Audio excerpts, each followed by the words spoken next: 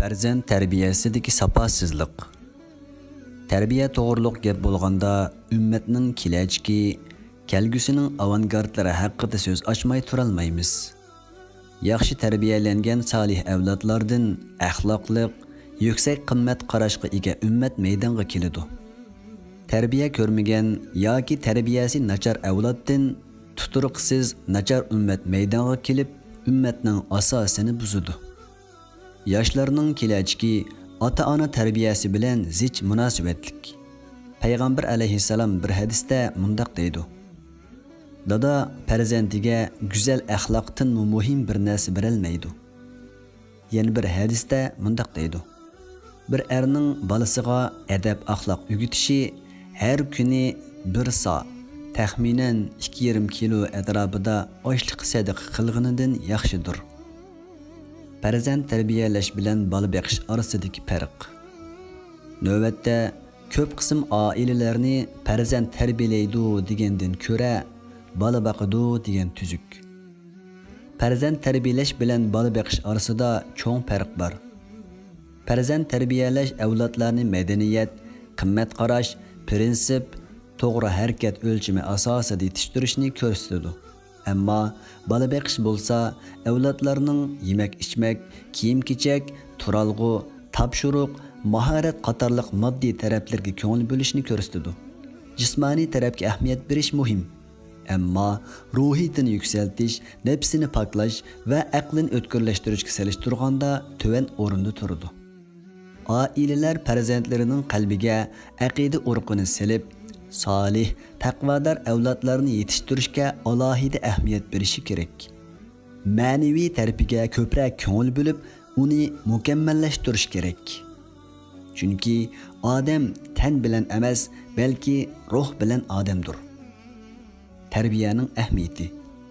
Ba'zilar kichik bolalarni aqliy iqtidori tuvan, ko'p narsa tushunmaydi deb qarab, ularning tarbiyasiga ancha ko'ngil bo'lmaydi. Ular bolalarda xarakter yetildirib, qimmat qarash barpo qiladigan eng muhim davrining bolalik davri ekanligini bilmaydi. Bolalar bu davrda o'zluksiz ixlos bilan tarbiyalanishga muhtoj. Chunki ular bu davrda har qaysi narsani qabul qilib, mingsida saqlaydi. Uni bir umr unutib qolmaydi. 6 yoshlik kichik bola 1 yilda 5000 so'z o'rganadi. Tarbiyadagi qaloqlikning ifodalari. 1. Farzandlardagi axloqsizlik. Axloqsizlik avval ota-onalarni qaqshitish bilan boshlanadi. Bara-bara kichiklar cho'nglarni hurmat qilmaydi. Qur'oniga yetganlar atrofidagi kishilarni tuvan ko'rib, hech kimning nasihatiga quloq solmaydi. Keyinchi u ish texmi cho'ngib, kichikkina bola o'zidan cho'nglarni mensimaydigan, haqorat qiladigan, hatto ularga musht otadigan ishlar yuz berishi mumkin. İmam Buxoriy Ibn Umarning kichik vaqtidagi adab axloqi haqida intayin muhim bir hadisni rivoyat qiladi. Ibn Umarning aytishicha, Payg'ambar alayhissalom bir kuni sahobalardan mundaq so'ragan: Daraxtlarning ichida bir daraxt bor. Uning yopirmaqi tushmaydi. U xuddi mu'minga o'xshaydi. Deb baqinglarchi, u qaysi daraxt? Sahobalar sahrodagi daraxtlarni bir-birlab sanashga boshlagan. Abdullah ibn Umar mundaq deydi: U daraxtning xorma daraxt ekanligini biletdim. Ammo Abu Bakri, Umar qatorliq cho'nglarning gap qilmaganligini ko'rib, bir narsa degim kelmadi. Umar radhiyallohu anhu o'g'lining Rasululloh so'ragan daraxtni bilib turib demaganligini anglab, uningga mundaq degan: Ashu vaqtda daraxtning ismini degan bo'lsang, qizil tugiga erishgandan bakrak xushallik chungan bo'ladin. Demak, Ibn Umar kichikkina turib go'zal axloqi bilan dodisi va cho'ng sahobalarga hurmat bildirgan. 2. Farzandlarning o'yin tomosha va behud ishlar bilan mashg'ul bo'lishi. Kichik bolalarning o'yin o'ynashi ayib emas. Bolalik davrida o'yin o'ynash ularning tabiiy haqqidir. Ammo ular butun vaqtini o'yin tomosha bilan o'tkazsa, ota-onasi ularni foydali ishlarga qiziqtirib, yuksak g'oya nishon bilan tarbiyalamasa, oqibati xatarlik bo'ladi. Bir qism ota-onalar farzandlariga vaqt ajratib, ularga foydali narsalarni o'rgatishdan qechib, ma'lum yoshga kirguncha foydasiz o'yin tomoshaga qo'yib beradi. Ular farzandlariga alohida vaqt ajratib, manfaatlik narsalarni o'rgatishning hayotidagi eng muhim vazifa ekanligini bilmaydi. 3. Yosh o'smirlarning asosiy prinsip va qimmat qarashlarini bilmasligi. Bolalarning asosiy prinsip va qimmat qarashlarini bilmaslikning sababi ota-onalarning ularga o'rgatmasligidir. Ota-onalar farzandlarini amaliy hayotida qimmat qarash va prinsip asosida tarbiyalamaydi. Bolalarining yolg'on so'zlaganligini bayqab turib ogohlantirmaydi. Va'dasi xilof qilganligini ko'rib jiddiy shaklda tarbiya qilmaydi. Hatto ba'zi ota-onalar bolalarining oldida yolg'on so'zlaydi, tamaki chekidi. Bularning farzand tarbiyalash usuli nima degan bema'ni, ha? 4. Yosh o'smirlarning vijdon g'ururining ojizligi. Farzandlarni vijdon g'urur tuyg'usini kuchaytgan asosda tarbiyalash, ularda nachar muhitning ta'siri uchramaydigan kuchlik, irodalik, tavranmas xarakter yaratish ota-onalarning muhim vazifalaridan biridir. Afsus, ko'plagan yoshlarimiz nihoyat jur'atli holda gunoh ma'siyat qiladi. Ammo ular haqiqiy shijoat va mardlik qilishga tegishli o'rinlarda intayin bo'shan va zaypani. Jamiyatimizda boshqa jinsga o'xshab olganlarni yo'q deyolmaymiz. Ular 3, 4 jins deb atiladi. Texi ularning aloqalarini chingitib turadigan yig'ilishlar bor. Allah ularning sharridan saqlasin. Anglashlarga qaraganda bir yosh g'adaygan holda yig'ilishga kelgan. Ular bir qizga mundaq degan: "Hozir kelgan yoshdan so'rab beqing, u o'g'ilmikan yoki qizmikan?" Ma'arifdagi qaloqlikning sabablari. Yer sharilishish, madaniyat, ilm ma'rifat ishki keng ochilgan, hamma soha bir-bir bilan giralishib ketgan murakkab bir davrda ta'lim tarbiya xizmati huddasidan chiqish qiyin bir masala bo'lib qoldi. Shuningdek, ta'lim tarbiya sohasida nurg'un yetarsizliklar mavjud. Tövəndə ta'lim tarbiyadagi qaloqlikning sabablarini bir qancha nuqtadan tahlil qilamiz. 1.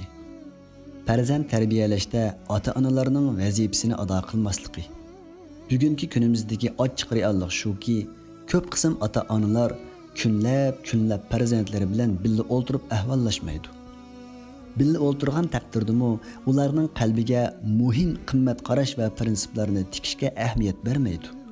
Balkim hayotning mushaqqatli davonlari, iste'mol saviyasi, yuqori turmushning besimlari farzandlarga ko'ngil bo'lgidek hafsalasini qo'ymagan bo'lishi mumkin. Ammo bu sabablar farzandlarining ta'lim tarbiyasidagi mas'uliyatini ado qilmaganligini hargiz aqlay olmaydi. Ota-onasi vafot bo'lib, dunyoda yolg'iz qolgan bechora bola yetim hisoblanmaydi. Haqiqiy yetim ota-onasi hayot turib, ularning ko'ngil bo'lishiga erishalmagan boladir. 2. Ailada bolalarga o'lgu bo'lmaslik. Ba'zi ota-onalar farzandlarini tamaki chekishdan to'sidi, holbuki farzandiga tamaki chekmaslik haqida nasihat qilayotgan shu paytda dodining yanchiqidan tamaki ko'rinib turdi. Bu ahvolda bolaning tamaki chekmasligi mumkinmi? Ba'zi oilalarda bolalar ota-onasining yolg'on gap qilganligini, boshqalarni tillaganligini ko'rib turdi. Bu oiladagi farzanddan rostchil, adab axloqliq bo'lishini umid qila olamdik. Bir amir farzandlarini tarbiyalaydigan ustozga mundaq degan ekan: "Farzandlarimni tarbiyalash uchun tunji qiladigan ishing o'zingni isloh qilish bo'lsin. Chunki ularning ko'zi sening ko'zingga bog'langan bo'ladi. Sen yaxshi deb qaragan narsani ularmi yaxshi deb qaraydi. Sen yomon deb qaragan narsani ularmi yomon deb qaraydi." 3. Tashviqot vositalari. Televizor, internet, elektronlik o'yinchoq, zo'ravonlik va nashayan ishlarni o'z ichiga olgan tor o'yinlari, kino, filmlar qatorliqlar farzandlarning ta'lim tarbiyasiga og'ir darajada salbiy ta'sir ko'rsatadi. Yangi bir tadqiqot natijasiga qaraganda, bolalar yilida 1023 soat vaqtini televizor oldida o'tkazadi ekan. Agar bolaning televizorda ko'radigan narsalarini qattiq kontrol qilib turmaganda, buncha ko'p vaqt bolaning axloqini vayron qilishga yetib oshadi. 4. er-ayollar arasida ajrashishning ko'payib ketishi. Er-ayollar arasidagi ajrashish nisbati yildan-yilga ko'payib ketyotidi. Oilaning buzilishi ta'lim-tarbiyadagi qoloqlikning muhim bir sababi bo'lib, bu inkor qilg'ili bo'lmaydigan reallikdir. Chunki oila parchalangandan keyin farzandlar dodi bilan onaning birini tanlab, uning bilan birga yashaydi. Balalarga ega bo'lgan ana yoki dada chechilang'u kayfiyati bilan balalarni kontrol qilib yaxshi tarbiyalashi osonga to'xtamaydi. 2005-yildagi statistikaga qaraganda Saudiya Arabistonda er-ayollarning ajrashish nisbati 46% ekan. Arab Birlashma Xalifadagidimi ahvol o'xshash ekan. Qatarda bo'lsa 38% ekan. 2007-yili Kuvayt elib berilgan statistikada Kuvaytdagi er-ayollarning ajrashish nisbati 50%dan oshib ketgan. Bu haqiqatan yuqori nisbat bo'lib, nima degan echinishlik, ha? 5. Ulamolarning rolini to'liq joriy qildira olmasligi. Ta'lim-tarbiyadagi qoloqlikning eng chong javobkari ulamolardir. Bu haqiqatni inkor qilgan kishi qo'lini yurkiga qo'yib, vijdonidan so'rab baxsin. Olimlarning eng chong javobkari bo'lishining sababi shuki, olimlar jamiyatning asosi bo'lgan umumiy xalq bilan kori bo'lmay, o'zlarining xususiy ishlari bilan mashg'ul bo'lib ketdi. Ulamolar nima uchun namozlarini masjidda vaqtida o'qiydigan ozg'in yoshlarga ko'ngil bo'lib, jamiyatdagi umumiy yoshlarga ahamiyat bermaydi? Nima uchun ularga vaz-nasihat qilib to'g'ri yo'lga yetaklamaydi? Nima uchun jamiyatning butun qatlamlarida leksiya o'rinlashtirib, bir qism yangi paydo bo'lgan ishlarning yoshlarga olib keladigan xatarni tushuntirib, ogohlantirish bermaydi? Ular nima uchun diniy ilmlarni oddiylashtirib, xalqning tushunishini qulaylashtirmaydi? Nima uchun jamiyatdagi umumiy xalqning diniy ilmiga bo'lgan ehtiyojini to'liq qamdamaydi? Nima uchun umumiy xalqning tushunishi qiyin bo'lgan klassik kitoblarga dum tushidi? Nima uchun umumiy musulmonlar ularning mo'l ilmiy, uzun yillik tajribalaridan manfaat ola olmaydi? To'g'ri. Umumiy yoshlarga aralashib o'tadigan, ommaviy so'rovlarda tabliq qilib turadigan da'vatchi olimlarmi yo'q emas. Ular ummatning ehtiyoji taqozo qilayotgan namunalik olimlardir. Ular tarbiyadagi qaloqlikqa jang e'lon qiluvchi qahramonlardir. Ummat ana shulardek ixlosmand, fidokor olimlarga muhtoj. 6. Oila xizmatchilarining ko'payib ketishi. Nurg'un ota-onalar farzandlarining tarbiyasini oila xizmatchilariga topshirdi. Oila a'zolari xizmatchilarga yaxshi muomala qilish kerak. Ammo oila xizmatchilarining ko'p qismi farzand tarbiyasidan iborat salmiqi og'ir xizmatning yudisidan chiqarlig'idek salohiyatga ega emas. Shunglashqa ular faqat oila xizmatini qilishi, farzandlar ularga topshirilmasligi kerak. Her oila ota-onaning majburiyati bo'lgan farzand tarbiyasiga xizmatchilarni aralashtirmasligi kerak. 7. O'qituvchi ustozlarning rolining ojizlab ketishi. Yangi tadqiqot natijasiga qaraganda, kichik bola yilga 900 soat vaqtini maktabda o'tkazadi ekan. Bu to'liq ko'p vaqt bo'lib, ilmiy jihatdan ko'ngil bo'lgandek, tarbiyaviy tarafga ko'ngil bo'lishi intayin muhim. Afsuslanarligi, reallik dal aksicha bo'lib, o'qituvchilar faqat bolalarga dars so'zlashdan boshqaga diqqat qilmayotidi. 8. Bolalarni kontrol qiladigan jazo va tuzumning bo'shliqi. Nurg'unlagan ota-onalar bolalarni erkin qo'yib berdi. Ular xohlagancha axloqsiz ishlarni qiladi. Muhim prinsip va qimmat qarashlarga ahamiyat bermaydi. Ota-onalar ularning shuncha og'ir qilmishlariga kichikkin ogohlantirish berdi yoki faqat parvo qilmaydi. Qadimkilardan kimiki jazo qo'llanmaydi ekan, tarbiyasi nachar bo'ladi degan so'z naql qilingan ekan. Ba'zilar farzandlarining kichikligini ularni erkin qo'yib berishining sababi qilib ko'rsatdi. Bu asossiz sabab. Chunki tarbiya cho'nglarga emas, kichiklarga elib beriladi. 9. Kontrollikning hukmronlikqa o'zgarib ketishi. Bir qism ota-onalar o'zining bolalarini kontrol qilish vazifasini mas'uliyat sifatida ko'rmaydi. Balki ularga hukmronlik qilish va boshqarish uchun ishlatadi. Ular farzandlarga tahdid selish, ko'ziga kirib-olishdan boshqa ishni qilmaydi. Aslida ular farzandlar bilan paranglashish, yaqin munosabat o'rnatish orqali ularga hikmat, adab, axloq, qoida-yo'sin qatorliqlarni o'rgatish kerak edi. Mana bular ta'lim-tarbiyadagi qoloqlikning muhim sabablari bo'lishi mumkin.